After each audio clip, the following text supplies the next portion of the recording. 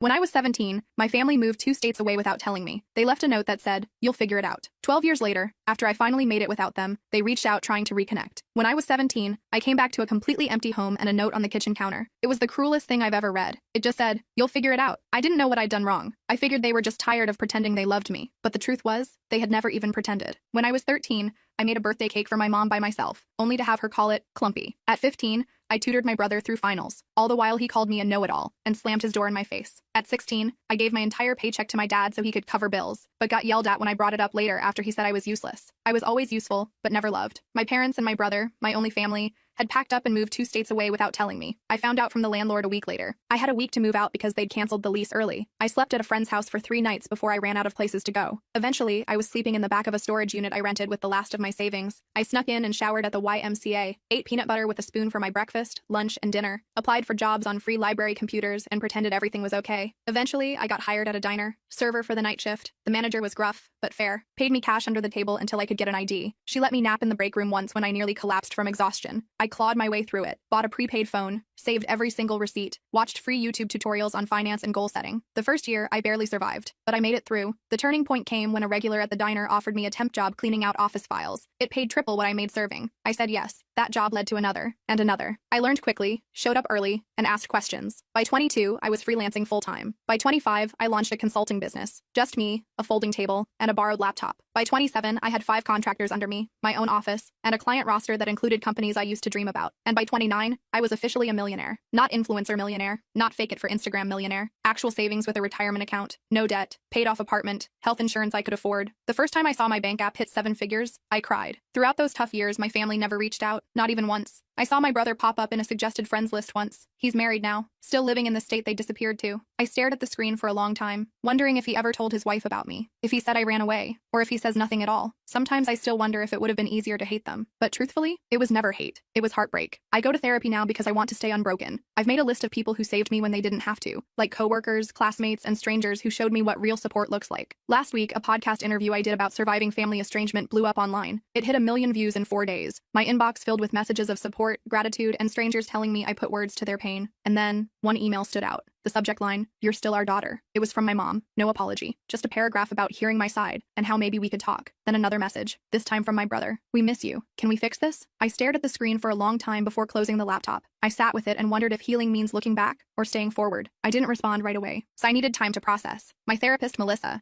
suggested I take at least a week before making any decisions. "Give yourself space to feel whatever comes up," she said during our session. "There's no rush to respond." So I did. I focused on work, went to the gym, had dinner with friends. Normal stuff. But those emails haunted me. I kept opening them, reading them, closing them again. My mom's message felt cold, clinical almost, like she was reaching out to a distant acquaintance. My brother's was shorter but somehow felt more genuine. I couldn't stop thinking about them. After 10 days, I decided to reply to my brother first. Just something simple. I wrote, "It's been 12 years. What changed?" Then I hit send before I could overthink it. His response came within an hour. He said the podcast made him realize what they'd done. He claimed he was only 15 when they left me, that he didn't have a choice, that he'd always wondered about me, that he'd looked me up online a few times over the years but never had the courage to reach out, that seeing me successful made him proud. I didn't buy it. Not completely. If he'd been so concerned, why wait until I was publicly successful? I asked him exactly that. His next email was longer. He admitted that money was tight for them, that my parents' business had failed, that his wife was pregnant with their second child, that medical bills were piling up. I felt my stomach drop. There it was, the real reason. I didn't respond for another week. Then my mom sent a follow-up email with old family photos attached. Pictures of me as a baby. Pictures of us at the beach when I was maybe 5 or 6. Pictures of me and Michael building a snowman. Happy moments that felt like they belonged to someone else's life. At the bottom of the email, she wrote, "We made mistakes. We want to make amends." I showed the emails to Melissa during our next session. She reminded me that I was in control, that I could set boundaries, that I didn't owe them anything. But she also said that closure might help me move forward, whether that meant reconciliation or a final goodbye. I nodded along, but inside I felt conflicted. Part of me wanted to tell them to go to hell. Another part wanted to understand why they left me. And a tiny, stupid part of me still wanted them to love me. I decided to meet my brother first. Just him. No parents. We arranged to meet at a coffee shop in Chicago, halfway between where we both lived. I flew in that morning, checked into a hotel, and tried to calm my nerves. I almost canceled 3 times. But at 2 p.m., I walked into that coffee shop and saw him immediately. He looked older, heavier, with a receding hairline, but his eyes were the same. He stood up when he saw me, awkward and uncertain. I didn't hug him. We just sat across from each other with our coffees, like strangers. The first 20 minutes were painful. Small talk about the weather, about my flight, about his drive. Then he started apologizing. "Emma, I'm so sorry," Michael said, his voice cracking. "I was just a kid when it happened. I didn't know they were planning to leave you behind until it was too late. I was too scared to stand up to them. I just listened, watching his face for signs of deception. He seemed sincere, but I'd been fooled before. I asked him the question that had haunted me for 12 years. Why me? Why was I the one left behind?" He looked down at his coffee. "They always saw you as the strong one, the independent one, the one who would be fine on your own. They thought you didn't need them as much as I did. They convinced themselves you'd be better off without them." It was the most ridiculous thing I'd ever heard. I told him about the storage unit, about eating peanut butter for weeks, about showering at the YMCA and working night shifts at 17. His face crumpled. "I didn't know," he whispered. "They told me you had a plan, that you wanted to stay behind, that you were going to live with a friend's family, that you'd chosen to separate from us. All lies." By the end of our meeting, I wasn't sure what to think. He seemed genuinely remorseful. He showed me pictures of his wife and daughter, told me about his job as an accountant, asked about my business, didn't directly ask for money, which surprised me. When we parted, he hugged me. I let him, but I didn't hug back. I just stood there, arms at my sides, feeling nothing. Back at my hotel, I called Melissa, told her everything. She pointed out that while my brother seemed sorry, he was still framing himself as a victim rather than acknowledging his role in my abandonment. She was right. He'd been 15, not 5. Old enough to pick up a phone, old enough to send an email, old enough to check on me at some point in 12 years. That night, my mom called. I hadn't given her my number, so Michael must have. I almost didn't answer, but curiosity won out. Her voice sounded older, raspier. She cried when I said hello, started talking about how proud she was of me, how she'd always known I would succeed, how special I was. I let her talk herself out. Then I asked her the same question I'd asked my brother. Why me? Her answer was different. "We were in debt, Emma. We couldn't afford 3 mouths to feed. We knew you were smart enough to make it on your own. We figured you'd go to social services and get placed with a better family. We thought we were doing you a favor." I hung up on her, blocked her number immediately, threw my phone across the room and screamed into a pillow. The next morning, I had an email from my dad. First contact in 12 years. He didn't apologize. Instead, he wrote about how hard their lives had been, about medical bills and failed businesses, about how Michael's wife needed surgery, about how they were facing eviction. Then, at the very end, he asked if I could help the family out. Not a single question about my life, not a single acknowledgement of what they'd done. I forwarded the email to Melissa with the subject line, and there it is. She called me immediately, despite it being Sunday. We talked for an hour, about boundaries, about forgiveness versus reconciliation, about the difference between helping someone and enabling them, about what I actually wanted versus what I thought I should want. By Monday morning, I had made my decision. I emailed my brother, told him I was glad we'd met, that I understood he was in a difficult position when we were younger, that I was willing to have a relationship with him and his family, but with clear boundaries. No money, no loans, no financial support of any kind, and no relationship with our parents until they took full responsibility for their actions. His response was immediate and telling. "I'm really disappointed, Emma," he wrote. "Our parents really need help. Families should support each other. You're being selfish with your success." All the guilt buttons they'd installed in me as a child, pushed at once. I didn't respond. Instead, I booked an appointment with Melissa and a vacation to Bali. I needed space to process everything. 3 days later, Michael called, left a voicemail apologizing for his email, said he understood my position, said he still wanted a relationship on my terms, said he'd respect my boundaries. I listened to it twice, trying to decide if he was sincere or just changing tactics. I decided to give him one more chance, but with my guard up. I went to Bali anyway, spent 2 weeks on the beach, hiking through rice fields, and meditating. I needed the distance. When I got back, I had 6 more emails from my dad, each more desperate than the last. I didn't read past the subject lines. I also had a text from Michael asking if we could talk again. I agreed to a phone call, nothing more. The call started okay. He apologized again for pushing. "I've been thinking a lot about what you told me," he said. "I'm in therapy now too." I believed that part. He sounded different, less defensive. We talked about his kids, about my business, normal stuff. Then he mentioned that our parents were coming to visit him next weekend, asked if I would consider meeting them, just for an hour, in a public place. I felt my chest tighten. "I'm not ready for that, Michael." He pushed a little but backed off when I got quiet. After we hung up, I called Melissa. We had an emergency session that night. She helped me realize I was afraid of seeing them. Not because I hated them, but because I still craved their approval. Still wanted them to love me. Still wanted to be enough. It was pathetic, but it was true. I cried for an hour in her office. The next day, Michael texted again. Said our mom was crying all night after he told her I wouldn't meet them. Said our dad was talking about driving to my city anyway. I felt panicky. Blocked Michael's number immediately. Then I called my assistant and told her I was working from home for the week. Ordered groceries for delivery. Basically hid in my apartment like a scared kid. On Wednesday, the doorman called up. Said there was a couple asking for me. Wouldn't give their names. I knew instantly. Told him I wasn't accepting visitors. 5 minutes later, my phone rang from an unknown number. I let it go to voicemail. It was my dad. "Emma, we drove 8 hours to see you," his angry voice said. "You're being childish. We deserve a chance to explain." I deleted the message and turned off my phone. Thursday morning, I woke up to someone pounding on my door. I froze in bed, heart racing, checked the peephole. It was them, my parents, standing in my hallway like they had any right to be there. "Emma, please." My mom's voice came through the door. "We just want to talk to you." "We know you're in there," my dad added. "We love you. We're sorry." I didn't open the door. I sat on the floor with my back against the wall, shaking. Eventually, they left. I called building security immediately, told them not to let those people up again. The guard sounded concerned, asked if I needed police. I said no, just don't let them up. Then I called Melissa. She came over on her lunch break, brought me a sandwich and sat with me while I cried, told me I had every right to set boundaries, that I didn't owe them a meeting, that what they were doing was harassment, not reconciliation. After she left, I got an email from Michael. He was furious, said I'd humiliated our parents, said they were staying in a cheap motel they couldn't afford because they were so desperate to see me, said his wife needed surgery next month and they were hoping I could help, said I was being cruel. I didn't respond. Friday morning, I decided I needed to leave town for a while, booked a flight to visit my friend Rachel in Portland. She'd been one of the people who helped me when I was homeless, let me crash on her couch for a week when I had nowhere else to go. I trusted her completely. I was throwing clothes in a suitcase when my phone rang. Unknown number again. I ignored it. 10 minutes later, my doorman called, said there was a woman downstairs having what looked like a medical issue, said she was asking for me by name, claimed to be my mother. I felt sick, told him to call an ambulance if she needed help, but I wasn't coming down. He sounded uncomfortable but agreed. I finished packing and headed downstairs an hour later, checked the lobby carefully before entering. No sign of them. I felt relieved but also weirdly guilty. The doorman gave me a strange look as I passed, told me the ambulance had come, that the woman had been having chest pains, that she'd been taken to Memorial Hospital. I nodded and hurried out to my waiting Uber. At the airport, I got another call from Michael. I almost didn't answer, but something made me pick up. Mom had a heart attack. He was crying. She's in surgery. This is your fault for stressing her out. I hung up on him, called Melissa instead. She answered immediately. I told her what happened, asked if I was a terrible person. Emma, listen to me, she said firmly. You are not responsible for your mother's health. This feels like another manipulation tactic. Get on your plane and take care of yourself. I did. Spent the weekend with Rachel, told her everything. She remembered when my family abandoned me, remembered how broken I'd been. She was furious on my behalf. They don't deserve a minute of your time, she said, pouring me another glass of wine. Not after what they did to you. It felt good to have someone so firmly in my corner. Sunday night, I got an email from my dad. My mom was stable, had a stent put in, would be released Tuesday. The email ended with, she's asking for you. Don't you think you've punished us enough? I showed Rachel. She rolled her eyes so hard I thought they might get stuck. Told me this was textbook guilt tripping. I knew she was right, but part of me still felt responsible. I flew home Monday, found flowers outside my apartment door. The card said, please call us. We're staying at the Holiday Inn until Wednesday. No apology, no acknowledgement of boundaries, just another demand. I threw the flowers in the trash chute. Tuesday morning, I got a text from an unknown number. It was a photo of my mom in a hospital bed, looking pale and small. The message said, she might not have much time left. Do you really want to live with this regret? I blocked the number, called Melissa. She suggested I take a social media break, change my number, maybe even stay with a friend for a while. I agreed, called my assistant and told her I'd be working remotely for 2 weeks, packed another bag. Before I could leave, my doorman called again, said there was a young woman downstairs asking for me, said she had a small child with her, said she claimed to be my sister-in-law. I felt cornered. These people wouldn't stop. I told the doorman to send her up, decided to face this head on. The woman who knocked on my door looked exhausted, had dark circles under her eyes, was holding a sleeping toddler against her shoulder. I'm Jenny, she said quietly, Michael's wife. I came alone because I wanted to talk to you without family drama. I let her in reluctantly, offered her water. She accepted gratefully. Jenny put her sleeping daughter on my couch, tucking a blanket around her. Then she sat at my kitchen table and started talking. I only learned about you 3 years ago, she admitted. Michael told me you ran away at 17, cut contact with the family. I always thought it was strange but never pushed. Hearing your podcast was a shock. I confronted him, and he finally admitted the truth. I just listened, not sure what to believe anymore. Jenny seemed sincere. I'm horrified by what they did to you, she continued. I insisted Michael reach out, but I had no idea they were going to ask you for money. I'm embarrassed and angry about that. Yes, I do need surgery for a thyroid condition, but we have insurance. Your parents are the ones in financial trouble, not us. I asked her why she'd come. She looked me straight in the eyes. You deserve to know the whole truth, she said. Your parents have been telling everyone you abandoned the family, that you were mentally unstable, that you stole money from them before disappearing, that they spent years looking for you. All lies to cover what they'd done. I felt like I'd been punched. How do you know this is true? She pulled out her phone, showed me Facebook posts from years back. My mom asking for prayers to find her troubled daughter. My dad claiming I'd taken their savings before running away. Posts about hiring private investigators, about checking homeless shelters, all carefully crafted to make them look like victims, all dated years after they'd abandoned me. Jenny apologized for being part of it, even unknowingly, said she'd confronted my parents too, that they'd admitted everything to her when she threatened to tell the whole family the truth, that they were desperate now because their lies were unraveling, that my podcast had people asking questions they couldn't answer. Her daughter woke up then, a cute little girl with curly hair. This is Lily, Jenny said softly. She's 3. I have another daughter on the way. I want my children to know their aunt, but only if you want that too. No pressure, no guilt, just an open door if you ever choose to walk through it. After they left, I sat in my apartment for hours, processing, called Melissa again, told her everything Jenny had said. She wasn't surprised. Abusers often control the narrative, she explained. They create alternate realities where they're the victims. She asked what I wanted to do now. I honestly didn't know. That night, I got another email from my dad. This one was different, angry, threatening. Said if I told lies about them online, they would sue me for defamation. Said they had had proof I'd stolen from them. Said they'd go to the media with their side if I didn't take down the podcast and issue a public apology. Said they expected financial compensation for the damage to their reputations. I forwarded it to Melissa, then to my lawyer, Marcus. He called me immediately. This is empty threatening, he assured me. Truth is an absolute defense against defamation. Save everything but don't respond. I'll handle it if they actually file anything, which I doubt they will. People who are actually going to sue don't usually announce it first. The next day, I got a call from Michael. I let it go to voicemail. He sounded panicked. Emma, Jenny told me she visited you. Our parents are furious. They're saying terrible things about her now too. I'm scared they're going to try something desperate. Please call me back on Jenny's phone, not mine. I didn't know what to believe anymore. Called Marcus again. He suggested meeting Michael and Jenny somewhere public, with him present as my lawyer, just to hear them out. I agreed reluctantly. We set up a meeting at a restaurant near Marcus's office for the next day. They showed up on time. Both looked terrible, stressed, exhausted. Jenny had a bruise on her arm she kept trying to hide. Michael couldn't make eye contact. I'm Marcus, Emma's attorney, he said as we sat down, which made Michael flinch. But we sat down, ordered coffee, and they started talking. The story that came out was worse than I'd imagined. My parents had been living off Michael for years, moving in and out of his house, taking money for emergencies, watching his kids while criticizing his parenting. When Jenny confronted them about me, my dad had grabbed her arm, hard enough to leave marks. Michael had kicked them out. They were now staying in a motel, calling constantly, showing up at his work. I listened without interrupting, watched my brother break down as he described how our parents had controlled him his entire life, how they'd convinced him I abandoned them, how he'd been too scared to question their version of events, how he'd been trapped in their web of manipulation and lies for 12 years, how he was terrified they would hurt Jenny or the kids. Marcus asked careful questions about financial entanglements, about house titles and bank accounts, about whether my parents had keys to their house. Michael answered everything, said they'd co-signed his mortgage, said his dad was still on his bank account from when he was in college, said they had spare keys, said they knew all his passwords. Marcus took notes, occasionally glancing at me. By the end of the meeting, I felt drained but clearer. This wasn't just about me anymore. Michael and Jenny were victims too, in their own way. Different from me, but still trapped. Marcus suggested they speak to a lawyer of their own, gave them a colleague's card, told them to change their locks, passwords, and bank accounts immediately. They nodded, looking overwhelmed but grateful. As we were leaving, Michael hugged me. This time, I hugged him back. It wasn't forgiveness, not yet, but it was something. A recognition that we'd both been damaged by the same people, that maybe we could help each other heal. That night, I got a series of increasingly unhinged texts from my parents' numbers. Accusations, threats, guilt trips. I blocked them all. Then I called Jenny, asked if they were safe. She said yes. They'd changed the locks, stayed with friends the night before, were looking into a restraining order. I felt relieved but still worried. The next morning, I woke up to my phone ringing. It was Jenny, hysterical. They broke into our house, she sobbed. They took Lily's baby photos, important documents, Michael's laptop. They left a note. Family matters should stay in the family. I told her to call the police immediately. Said I'd meet them at their house. Called Marcus on my way. When I arrived, there was a police car outside their house. An officer was taking statements in the living room. The place was a mess. Drawers pulled out, papers scattered. Michael was sitting on the couch, head in his hands. Jenny was pointing out missing items to the officer. I introduced myself as family, there to help. The officer seemed skeptical that grandparents would break in. Are you sure they didn't just use a key? He asked. Maybe this is a misunderstanding? Jenny showed him her bruised arm, told him about the escalating behavior, about the threats, about how they'd been stalking them. He took notes but didn't seem convinced. Said without evidence, it would be hard to prove who did this. After the police left, we cleaned up together. Found more missing things. Photo albums, financial documents, the spare key to their car. Michael looked defeated. This is my fault, he said. I should have protected my family better. Should have stood up to them years ago. Should have looked for you harder. I didn't disagree, but I didn't pile on either. We were beyond that now. Marcus arrived as we were finishing, looked around grimly, said this changed things, that we needed to document everything, that breaking and entering was a serious crime, that we should all stay somewhere else for a few days, that he'd help us file for emergency restraining orders in the morning. We nodded, too exhausted to argue. Jenny packed bags for them while Michael and I secured the house as best we could, changed locks again, checked windows, discussed security cameras. It felt surreal, taking these precautions against our own parents, but also necessary. They'd crossed a line that couldn't be uncrossed. As we were leaving, Michael got a text from our dad. Just 3 words. We're watching you. He showed it to me, hands shaking. I took a screenshot, sent it to Marcus. Then I made a decision. Told them they were coming to stay with me. My building had security, cameras, a doorman who already knew not to let our parents in. They accepted gratefully. That night, the 4 of us ate takeout in my living room. Lily played with toys Jenny had packed. We talked quietly about next steps, about restraining orders, about police reports, about changing phone numbers and email addresses, about possibly moving to a new house, about how to protect themselves long term. It wasn't the family reunion I'd ever imagined. Sitting there with the brother who'd let me be abandoned, his wife who'd believed lies about me, and their daughter who was innocent in all of this. But somehow, it felt right. Like we were finally facing the truth together. Like maybe, just maybe, we could build something new from the ashes of what our parents had destroyed. The next morning, Marcus called. Said he'd filed emergency restraining orders for all of us. Said we needed to appear in court next week to make them permanent. Said he'd also reported the break-in to a detective he knew,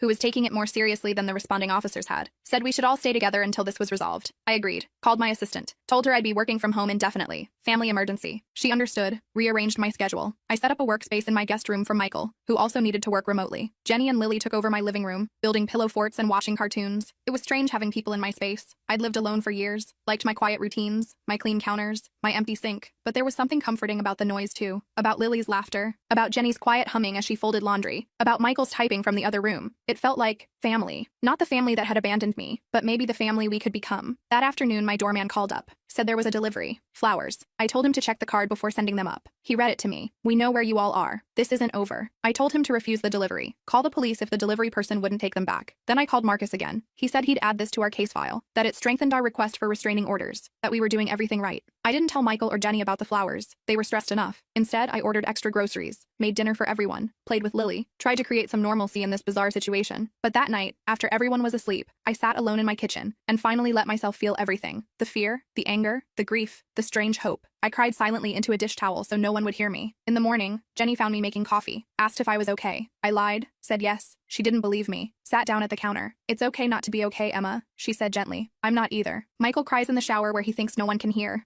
Lily keeps asking when we can go home. This whole situation is terrible, but I'm grateful we're facing it together. I looked at her, this woman I barely knew who was somehow now part of my life. Asked her why she'd come to me that first day, why she'd chosen to believe me over the family she'd known for years. She smiled sadly. I've always felt something was off about your parents. About the stories they told. About the way they controlled Michael. The podcast confirmed my suspicions. I couldn't let my daughters grow up thinking abandoning a child was ever acceptable. We hugged then. First time. It felt awkward but genuine. Like the beginning of something. Not friendship exactly. Not yet. But understanding. Solidarity. A shared determination to break the cycle of mistreatment that had damaged us all. The next few days fell into a routine. Working, cooking, playing with Lily, checking in with Marcus, jumping at unexpected noises, flinching when phones rang, living in a strange limbo of domestic normalcy and underlying tension. We were safe but not at peace. Together but still healing. Family, but still learning what that meant. On Friday, Marcus called with news. The detective had found evidence. Security footage from a gas station near Michael's house showed our parents' car parked there during the time of the break-in. The restraining order hearing was set for Monday. He was confident we'd get approved. We all felt relieved but still anxious. Still waiting for the next escalation. It came that night. A brick through Michael's car window in the parking garage. No note this time. No need for one. The message was clear. The building security footage showed a man in a baseball cap, face carefully turned away from cameras. We couldn't prove it was our dad, but we all knew. Filed another police report. Added it to our case file. Tried not to let Lily see how scared we were. Sunday night, we sat together making a plan for court. What to wear, what to say, what evidence to bring, how to explain our family history without sounding crazy, how to make the judge understand the pattern of escalation, how to protect ourselves legally and physically. It felt surreal discussing our parents this way, like talking about strangers, dangerous strangers who happened to share our DNA. As we talked, my phone pinged with an email notification from my mom. Subject line, last chance. I almost deleted it unread, but something made me open it. It was short, just one line. If you go to court tomorrow, you'll regret it for the rest of your life. I showed it to Marcus, who'd stayed for dinner. He took a screenshot, added it to our file, told me not to respond, said this kind of threat would only help our case. That night, none of us slept well. I kept checking my locks, listening for noises, wondering what my parents might do next, wondering if we were overreacting, wondering if we were underreacting, wondering how my life had come to this point. From abandoned teenager to successful businesswoman to hiding in my own apartment from the people who gave me life. Monday morning arrived with a strange calm. We dressed carefully, business casual, respectable, trustworthy. Jenny arranged for a friend to watch Lily. We drove to the courthouse in separate cars just in case. Met Marcus on the steps outside. He looked confident, briefcase in hand, told us he'd handled dozens of cases like this, that the evidence was strong, that judges took threats seriously, that we'd be protected. As we walked into the courthouse, I spotted them, my parents, standing near the entrance, looking older than I remembered, smaller somehow. My mom saw me first, made a move toward me. My dad grabbed her arm, held her back. They watched us pass, didn't speak, didn't try to approach, just stared with a mixture of anger and something else, something that might have been fear. We filed past them into the building, checked in at security, followed Marcus to the correct courtroom, sat together on a bench, waiting for our case to be called. I could feel my parents enter behind us, could sense them sitting on the opposite side of the room, could almost hear their whispered conversation. But I didn't turn around, kept my eyes forward, focused on breathing. The judge called our case. We stood, walked forward, took our places. Marcus presented our evidence calmly. The break-in, the threatening texts, the flowers, the brick, the email, the history of abandonment and manipulation. The judge listened carefully, asked clarifying questions, looked at our parents with increasing concern. When it was their turn, my parents approached the bench. No lawyer, just them. My dad spoke first, claimed we were exaggerating, that they were just trying to reconnect with family, that they'd never broken any laws, that they loved us and wanted to make amends, that this was all a misunderstanding blown out of proportion. The judge asked about the security footage, the threatening messages. My dad denied everything, said it wasn't them on the footage, said their texts were being misinterpreted, said they were the victims here, not us. My mom nodded along, occasionally dabbing at her eyes with a tissue.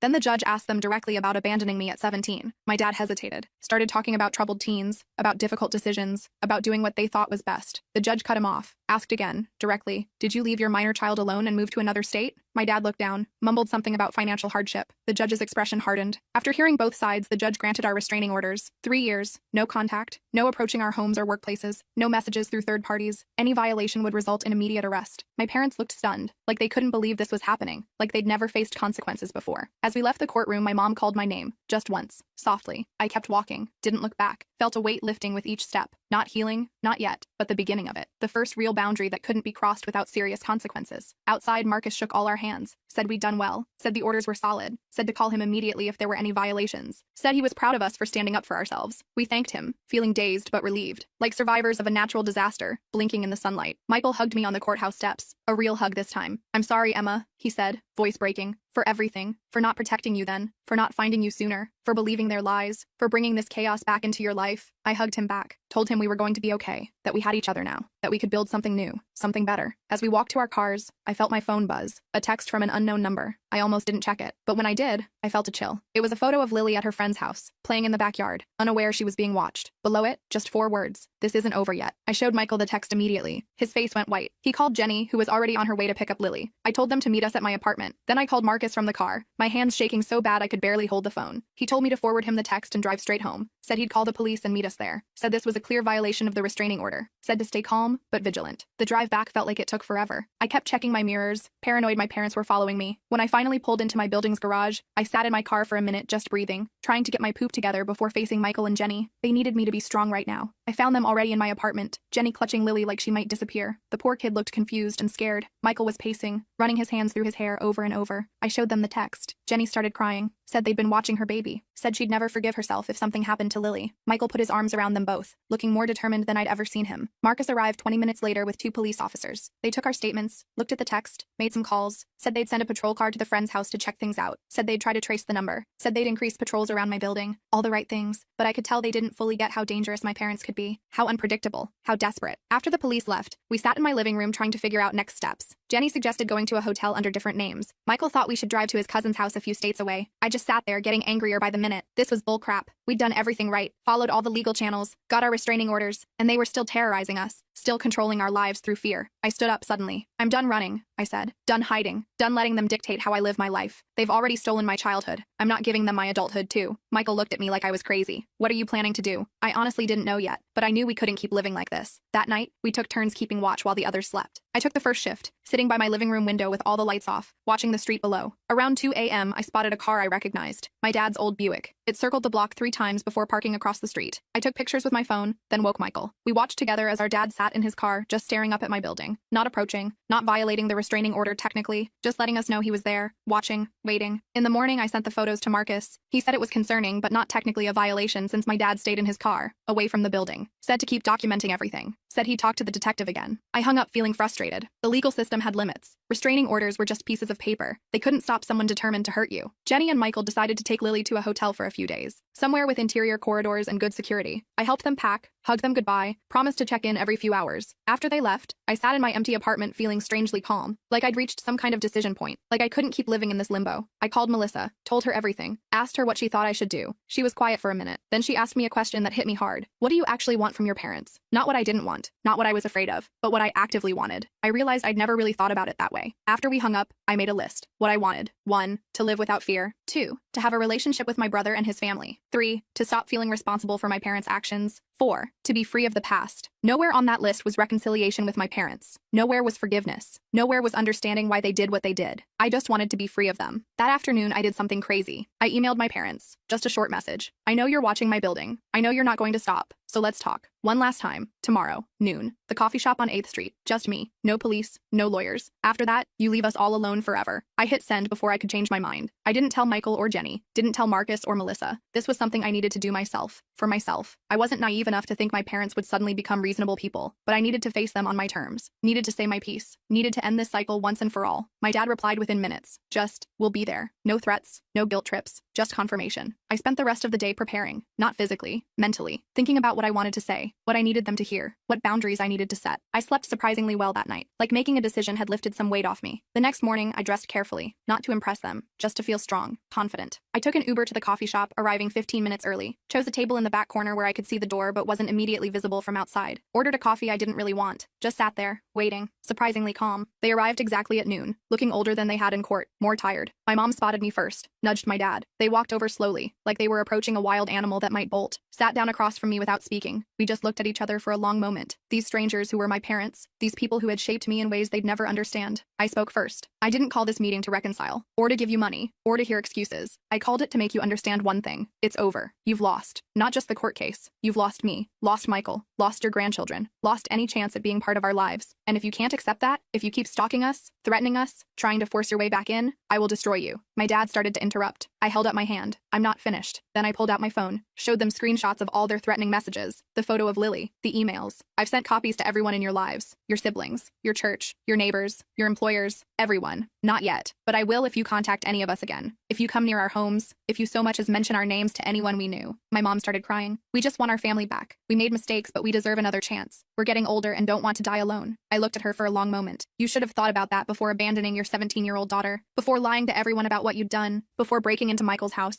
before threatening your own grandchild. My dad got angry then. You're ungrateful. You've always been difficult. You've turned your brother against us. You owe us for raising you. I just laughed. Actually laughed in his face. Do you really think you're entitled to gratitude for doing the bare minimum as a parent for 17 years before abandoning me completely? Do you think your parenting was so stellar that I should be thanking you for it? He didn't have an answer for that, just sat there, red-faced and silent. My mom was still crying, but I felt nothing. No guilt, no sympathy, just a cold clarity that these people were never going to change, never going to take responsibility, never going to be the parents I deserved. I stood up to leave. This is your last warning. Next time you violate the restraining order, I won't just call the police. I'll make sure everyone you know understands exactly what kind of people you really are. I have the resources to make your lives very difficult if you force my hand. I don't want to do that, but I will to protect my family, my real family, Michael, Jenny, Lily, the people I choose. As I walked away, my mom called after me. Do you really hate us that much? I stopped, turned around. I don't hate you. I feel nothing for you. You're strangers to me now, and that's your loss, not mine. I walked out of that coffee shop feeling lighter than I had in years, called Michael from the sidewalk, told him everything. He was upset at first that I'd met them alone, then concerned they might retaliate, but mostly he seemed relieved that someone had finally stood up to them directly, said he wished he'd had the courage to do it years ago. I went back to my apartment, packed a bag, decided to join Michael and his family at their hotel for a few days, just to be safe. When I got there, Lily ran to hug me. Auntie Emma, she called for the first time. I almost cried. Jenny hugged me too, said she was proud of me, said she hoped I'd finally get some peace. Michael just squeezed my shoulder, no words needed. We spent the next few days in a weird limbo, waiting for my parents to make their next move, checking our phones constantly, jumping at unexpected noises, but nothing happened. No calls, no texts, no emails, no sightings of their car, just silence. After a week, Michael and Jenny decided to go home, changed all their locks again, installed security cameras, made plans to put their house on the market, started looking at places closer to my city. I went back to my apartment too, back to work, back to something like normal life. 2 weeks passed, then a month. Nothing from my parents. Marcus checked in regularly, said the detective had confirmed they'd returned to their home state, said the restraining orders were still in effect, said we should stay vigilant but try to move forward with our lives. Slowly we did. Michael found a new job in my city. Jenny enrolled Lily in preschool. They bought a house 20 minutes from my apartment. We had dinner together every Sunday, started building new traditions, new memories, a new kind of family based on choice rather than obligation. I kept expecting to feel something about my parents, grief maybe, or guilt, or anger, but mostly I felt relief, like I'd finally put down a heavy weight I'd been carrying since I was 17, like I could finally focus on the future instead of the past. 6 months after the coffee shop confrontation, I got a letter, forwarded through Marcus so my address stayed private, from my mom. I almost didn't open it, almost threw it away unread, but curiosity won out. It was short, just a few paragraphs. No excuses this time, no demands, just an acknowledgement that they'd hurt me deeply, that they'd failed as parents, that they understood why I wanted nothing to do with them, that they were getting counseling, that they would respect the restraining orders, that they hoped someday I might be willing to hear a proper apology, but understood if that day never came. I showed it to Michael. He got a similar letter. We talked about it over dinner that night, about whether it was sincere, about whether it changed anything, about whether we could ever trust them again. We didn't reach any conclusions, just agreed to take it one day at a time, to prioritize our healing, to protect the family we were building. I keep the letter in my desk drawer, not because I'm ready to forgive, not because I want reconciliation, but because it represents something important. My parents finally recognizing my right to set boundaries, my right to choose who I allow in my life, my right to define family on my own terms. Last week, Lily had her 4th birthday party. Michael and Jenny invited me to help plan it. We had it at my apartment. Balloons everywhere. A cake I ordered from a fancy bakery. Presents piled on the coffee table. Lily running around in a princess dress, laughing. Jenny taking pictures. Michael grilling on my my balcony, friends stopping by throughout the day, so much noise, so much joy. At one point, I stepped into the kitchen for a moment alone, just watching through the doorway as Michael swung Lily around in circles, as Jenny laughed at something a friend said. As my apartment, once so empty and quiet, filled with life and love. I thought about that note on my kitchen counter 12 years ago. You'll figure it out. And I had. Not the way they meant, but I'd figured out what family should be, what love should look like, what I deserved all along. I'm not saying everything's perfect now. I still have trust issues, still go to therapy every week, still have nightmares sometimes about being abandoned, still flinch when my doorbell rings unexpectedly, but I'm healing. We all are. Building something new from the broken pieces of our past, something stronger, something chosen, something real. Sometimes people ask if I'll ever reconcile with my parents, if I'll ever let them meet Lily, if I'll ever forgive them for what they did. I don't have answers to those questions yet. Maybe someday, maybe never. But what I do know is this: I'm not defined by what they did to me anymore. I'm defined by what I built after, by the person I chose to become, by the family I chose to create, and that's enough.